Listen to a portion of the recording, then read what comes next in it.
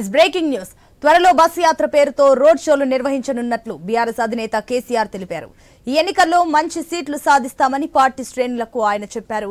8 స్థానాల్లో విజయం బీఆర్ఎస్ దేనని కేసీఆర్ అన్నారు.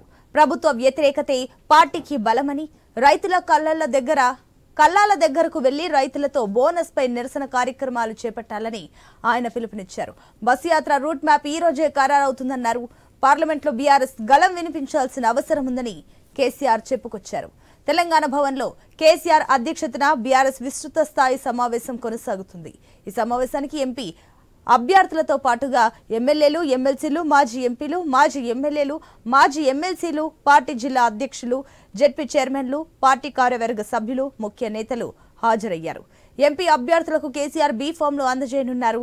అంతకు ముందు తెలంగాణ భవన్ కు చేరుకున్న కేసీఆర్ కు మాజీ ఎమ్మెల్సీ శ్రీనివాస్ రెడ్డి, హరీష్ రావు, శ్రీనివాస్ గౌడ్, వేముల ప్రశాంత్ రెడ్డితో పాటు గులాబీ శ్రేణులు ఘన స్వాగతం పలికారు. భవన్ ప్రాంగణంలో ఉన్న తెలంగాణ తల్లి విగ్రహానికి కేసీఆర్ పూలమాలలు వేశారు. అనంతరం కేసీఆర్ గులాబీ శ్రేణులకు అభివాదం చేస్తూ భవన్ లోకి వెళ్లారు. రైట్, ఇదే అంశానికి సంబంధించి మరిన్ని డీటెయిల్స్ మా బ్యూరో చీఫ్ రాజు అందిస్తారు. ఎస్ రాజు. మొత్తానికి బీఆర్ఎస్ పార్టీ కార్యాలయంలో కొద్దిసేపటి క్రితం కేసీఆర్ సమక్షంలో జరిగినటువంటి పార్లమెంటరీ సమావేశం ముగిసింది.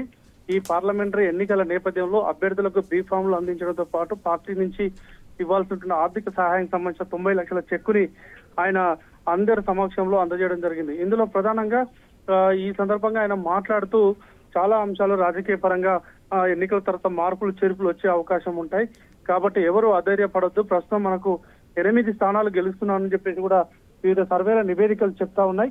మరో 3 చోట్ల కూడా గట్టి పోటీ ఇవ్వబోతున్నాం, అవకాశం ఉంటే వాటిని కూడా గెలుచుకున్నటువంటి ప్రయత్నం చేయాలని చెప్పేసి కూడా చెప్పడం జరిగింది.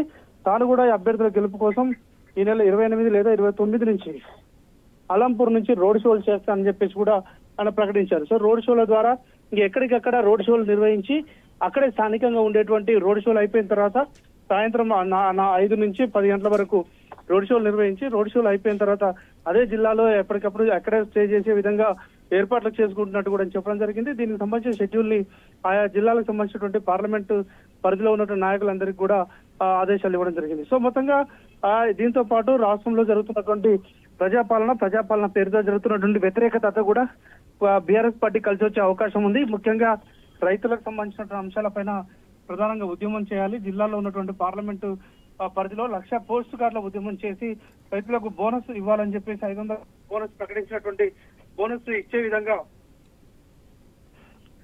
చర్యలు తీసుకోవాలని చెప్పేసి కూడా ఆయన చెప్పడం జరిగింది. సో మొత్తంగా ఎక్కడ కూడా కాంప్రమైజ్ కాకుండా రైతులకు సంబంధించిన అంశాలపైన ప్రభుత్వంపై వస్తున్నటువంటి వ్యతిరేకతను పూర్తి స్థాయిలో సద్వినియోగపరచుకోవాల్సినటువంటి అవసరం ఉందని చెప్పేసి కూడా చెప్పడం జరిగింది. ఈ రోడ్ షోల ద్వారా అదేవిధంగా బహిరంగ సభల సమావేశాల ద్వారా పార్టీ అభ్యర్థులు గెలుచుకునేందుకు కావాల్సినటువంటి ఏర్పాట్లన్నీ కూడా చేస్తాము.